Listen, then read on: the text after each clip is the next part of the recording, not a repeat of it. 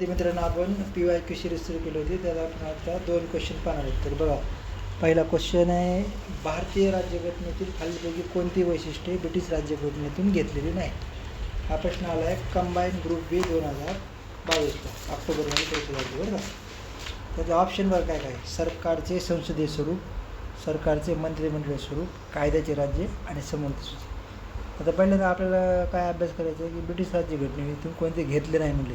आधी आपल्याला कोणती ब्रिटिश राज्याकडून घेतलेले आहेत हे जर अभ्यास केला तर आपल्याला ॲटोमॅटिक ह्यातून बाजूला काढता येते, एकच काढायचं आहे. त्यामुळे सगळे जर व्यवस्थित आपण जर त्यातला अभ्यास केला तर आपल्याला काढता येईल. आता बघा, ब्रिटिश राज्याकडून काय काय घेतलं बघा. संसदीय शासन पद्धत.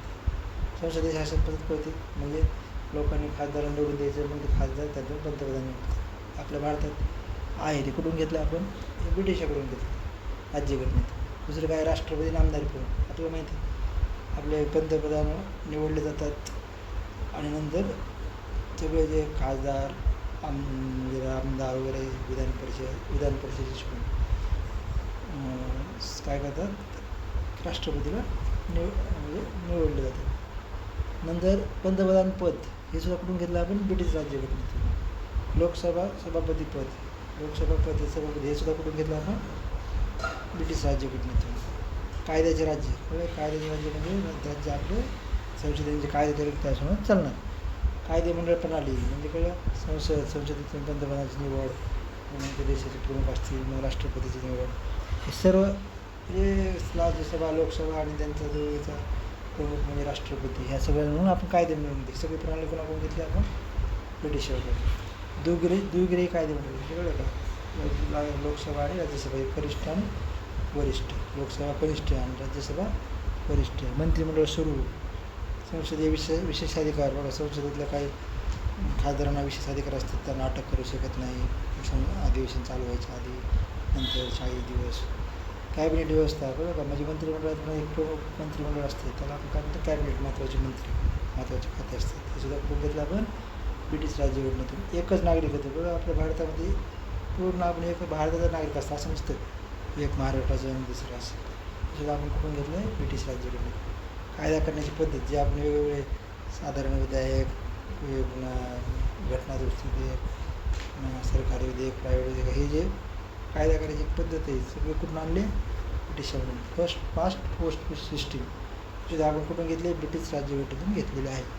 आता आपण बघू समवर्ती सूची. आता ऑप्शनमध्ये दिले म्हणून आपण ते बघायला लागलो. हे कुठे घेतलं आहे, संसदेच्या दोन्ही सभागृहाची संयुक्त बैठक, व्यापार, वाणिज्य, राज्यघटनेच्या प्रस्ताविकेची भाषा, ही आपण ऑस्ट्रेलियाकडून घेतलेल्या आहेत. प्रस्तावना असावी तर तुला अमेरिकेकडून घेतली.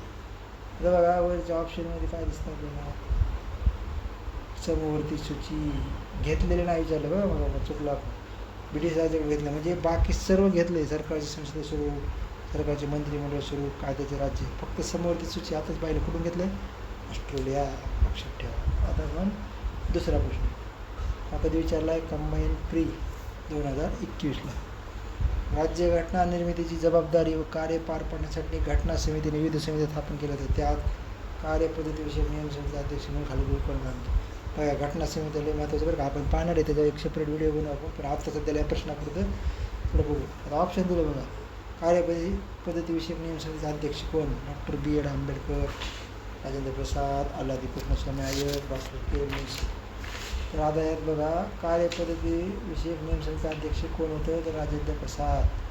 या समितीत 15 सदस्य होते. दुर्गाबाई देशमुख या एकमेव महिला सदस्य होत्या. लक्षात ठेवा, कोण, दुर्गाबाई देशमुख. या समितीची स्थापना 11 डिसेंबर 1946 रोजी झाली. आज बघा म्हणजे किती महत्त्वाचं आहे ह्या गोष्टी.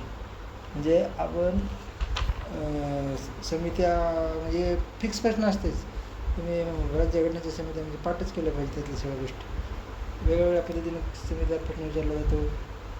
आणि वरचं पण आपण जे क्वेश्चन पाहिला म्हणजे आपण दररोज असे 2-2 1-2 क्वेश्चन घेऊ आणि त्यासंबंधी संकल्पना पण स्पष्ट करू, जेवढं मला जमेल तेवढं. तर धन्यवाद विद्यार्थी मित्रांनो. आजच्या पुढचं उद्या आपण नंतर दुसरे क्वेश्चन करू.